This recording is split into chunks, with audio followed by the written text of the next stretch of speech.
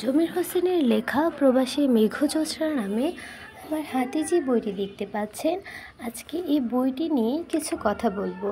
বই পড়তে বরাবরই আমার খুব ভালো লাগে, কিন্তু কর্মব্যস্ততার কারণে আগের মতো আর তেমন বই পড়া হয় না। আসসালামু আলাইকুম, আমি শৈলী। আজকে এই বইটি নিয়ে কিছু কথা বলবো। রিসেন্টলি পড়া বইগুলোর মধ্যে জমির হোসেনের লেখা প্রবাসী মেঘজ্যোৎস্না বইটি অন্যতম। বইটিতে মূলত প্রবাসীদের গভীর দেশপ্রেম এবং একজন প্রবাসীর গভীর আত্মত্যাগের কথা খুব সুন্দরভাবে প্রতিফলিত হয়েছে। এছাড়াও দূর দেশে থেকেও একজন প্রবাসীর অটুট দেশপ্রেম ও প্রবাসীদের প্রবাসের মাটিতে তাদের কী করণীয় এবং একজন সরকারের কী করণীয়, এইসব বিষয়গুলো খুব সুন্দরভাবে লেখক এই বইটির মাধ্যমে তুলে ধরেছেন। এছাড়াও পরিবারের সবাইকে ভালো রাখার জন্য একজন প্রবাসী আত্মত্যাগের কথা লেখক খুব মানবিকভাবে উপস্থাপন করেছেন। অনেক কাঠখড় পুড়িয়ে একজন প্রবাসী বিদেশের মাটিতে অর্থ উপার্জন করে, যে অর্থগুলো দিয়ে তারা চাইলেই নিজেদের শখগুলো খুব সহজভাবে পূরণ করতে পারত, কিন্তু সে অর্থগুলো তারা দেশে পাঠায়।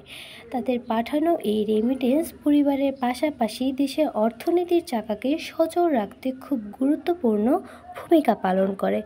তবে প্রতিদান হিসাবে সেই দেশের মাটিতে নারী নির্যাতন, খাদ্যে ভেজাল, রাজনীতিতে কিছু অসাধু মানুষের ঘৃণ্য অপরাধ, এছাড়াও বিমানবন্দরে প্রবাসীদের হয়রানি এবং দূতাবাসগুলোতে সঠিক সময়ে সঠিক পদক্ষেপের অভাব, এইসব বিষয়গুলো লেখক তার লিখনির মাধ্যমে ফুটিয়ে তোলে।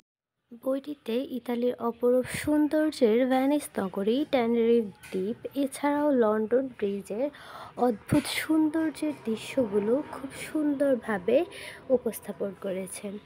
মানুষের জানার কোনো শেষ নেই, তাই জমির হোসেনের লেখা এই বইটির মাধ্যমে আমি আবারও জানলাম। আমি জানতাম ভেনিসের চারদিকে পানি আর পানি, কিন্তু জমির হোসেনের লেখা এই বইটি পড়ে আমি নতুন করে আবারও জানলাম যে ভেনিসের জরুরি অবস্থাতেও, এমনকি অ্যাম্বুলেন্সের সেবার জন্যও পানিপথকেই কাজে লাগাতে হয়। এছাড়াও ইতালিতে বসবাসকারী বাংলাদেশিদের একমাত্র মসজিদ আস-সুন্নাহ মসজিদ, যেটা জেনে আমার খুব ভালো লেগেছে।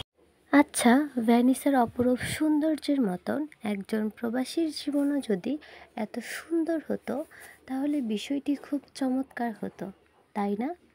কিন্তু একজন প্রবাসী হয়ে ওঠার পিছনে লুকিয়ে থাকে নানা আত্মত্যাগের কথা।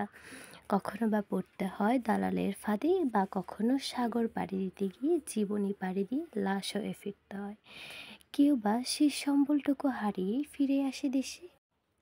আমাদের এই সম্ভাবনাময়ী তরুণদের যেন প্রবাসে আর কোনো সাগরে ভেসে উঠতে না হয়। আপনাদের মতো প্রবাসী লেখকদের এমন বই পড়ে তাদের অনেক উপকারে আসবে। তাই একজন নিরপেক্ষ পাঠক হিসেবে বলছি, আপনাদের এমন বই আমরা আরও পড়তে চাই। ধন্যবাদ জানাতে চাই চৈতন্য প্রকাশনাকে 2020 এর গ্রন্থমেলাতে এমন একটি বই পাঠকদের উপহার দেওয়ার জন্য। এছাড়াও লেখকের জন্য রইল অনেক অনেক শুভকামনা। ধন্যবাদ সবাইকে। আশা করছি আপনারা সবাই এই বইটি পড়বেন এবং আপনাদের মূল্যবান মতামত জানাবেন।